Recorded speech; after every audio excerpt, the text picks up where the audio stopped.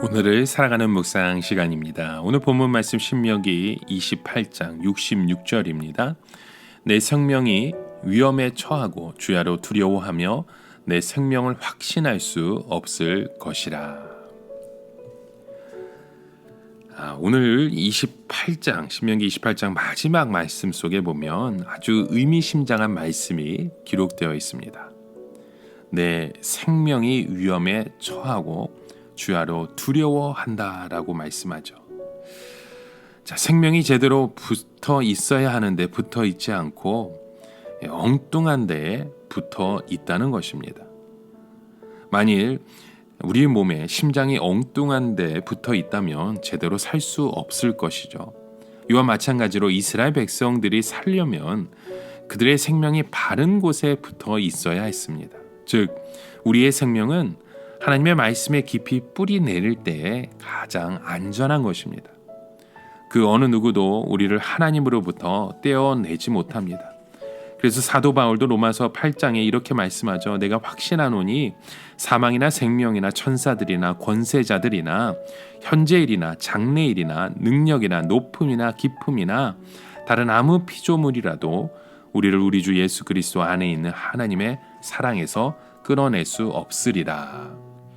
여러분, 우리의 생명이 돈이나 명예나 이 세상의 권력의 뿌리를 내리고 있다면 이것은 의심이 나는 곳에 붙어 있기 때문에 언제나 불안할 수밖에 없습니다. 더욱이 이스라엘 백성들의 생명이 우상에 붙어 있다면 그것은 결국 죽은 나무나 돌에 자기 생명을 맡겨놓고 있는 것과 같은 것입니다. 무엇보다도 하나님의 말씀에 뿌리를 내리지 않은 성도의 삶은 여러분 의미가 없는 것입니다. 이스라엘 백성들이 노예로 잡혀갔을 때 얼마나 삶이 무의미한가 하면 아침이 되어도 반갑지 않고 어떻게 하면 하루를 때우는가 하는 것만 생각했습니다. 그리고 저녁이 되어도 반갑지가 않은데 왜냐하면 어떻게 하면 이 밤을 때우는가 하는 것만 생각했기 때문입니다. 이것이 만일 교도소에서 10년 이상 있는 사람에게는 얼마나 심각하겠습니까? 이스라엘 백성들이 이 세상에서 조금 못 살더라도 하나님의 말씀을 들으면서 자유롭게 사는 것이 좋지, 좀 더 살아보겠다고, 잘 살아보겠다고 우상을 따라갔다가 모든 것을 다 잃어버렸을 때에는 인생의 밑바닥으로 갈 수밖에 없는 것입니다. 이처럼 자유라고 하는 것은 참으로 심각한 것입니다. 우리에게 자유라고 하는 것은 자기 마음대로 떠들고 남의 것을 부수는 것으로 생각하는데 사실 그렇게 하면 우리의 자유를 빼앗길 수밖에 없습니다.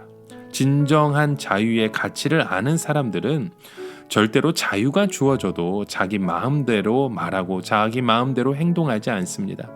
마찬가지로 하나님의 백성들은 조금 못 사는 것이 좋지, 자기 마음대로 살다가 모든 자유를 빼앗겨버리면 얼마나 인생살이가 허망하겠습니까? 자유 중에 최고의 가치가 있는 자유가 신앙의 자유이고 예배의 자유인 줄 믿습니다.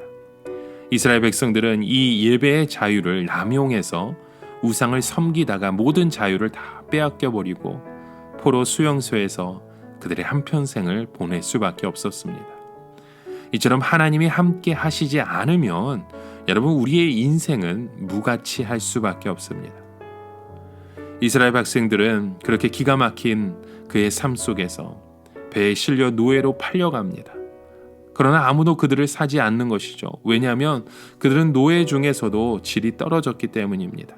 이스라엘 백성들은 영양 상태도 좋은 것도 아니고 일도 잘 못하는 데다가 고집까지 세니 누가 이런 노예를 돈 주고 사겠습니까? 결국 이런 노예는 아무리 많이 실어다 주어도 아무도 사려고 하지 않는 것입니다. 이스라엘 백성들은 이 세상에서는 다른 재주가 없는 사람들입니다. 다른 사람들에게 싹싹한 것도 아니고 그렇다고 일을 잘하는 것도 아니었죠. 이스라엘 백성들이 할 수 있는 것은 다만 하나님을 섬기고 이웃을 섬기는 것뿐이었습니다. 그런데 이것을 하지 않는 이스라엘 백성들은 이 세상에 아무 데도 쓸모가 없는 것이죠. 완전히 맛을 잃은 소금이 되어버리는 것입니다. 제 자신을 생각해도 이 세상의 다른 곳에 쓸 데가 별로 없는 인생입니다.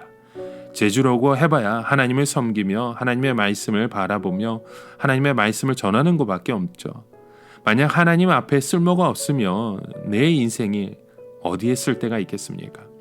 그러면 우리는 하나님 앞에 고개를 숙여야 하고 겸손해야 하고 고분고분해야 버림을 받지 않는 것입니다. 오늘 우리는 이전의 복이 모두 저주로 변하고 있는 시점에 있습니다. 이전에는 세상이 부러워하는 이 미국 땅, 세상이 부러워하는 그 조국 대한민국, 그렇게 칭찬을 받으며 살아왔지만 이제는 때론 세상 사람들에게 많은 무시와 질타를 받습니다. 그 이유가 무엇입니까? 우리가 하나님의 복을 잃어버린 자가 되었기 때문입니다.